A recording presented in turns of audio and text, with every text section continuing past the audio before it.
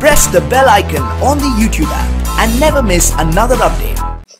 The Indian Prime Minister Narendra Modi has arrived in Palestine as he begins a three-nation tour of the Middle East. This is the first time an Indian leader has ever visited Palestine.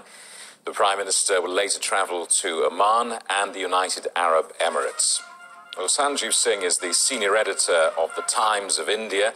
He says India understands the need to maintain balance in its relationships with Middle East countries. It is very important in the Indian context of trying to maintain a balance between Israel and Palestine. Even though since Narendra Modi has taken over as the Prime Minister of India, we have seen a warmth in the relationship between India and Israel.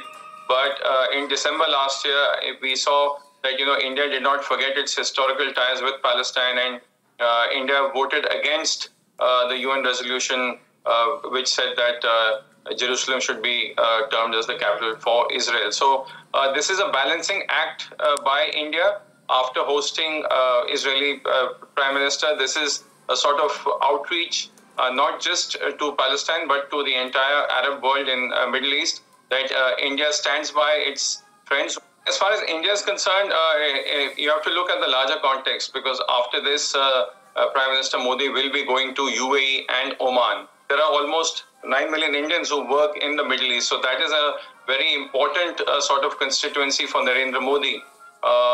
India not only wants to get more involved in the sort of infrastructure process of Palestine, but also in terms of UAE, which sends India almost half of its oil imports. And as far as Oman is concerned, we have strategic ties as far as naval warships are concerned. So in the larger context, it is a sort of trying to do the balancing act as well as reach out to important constituencies comprising of all three, Palestine, UAE and Oman.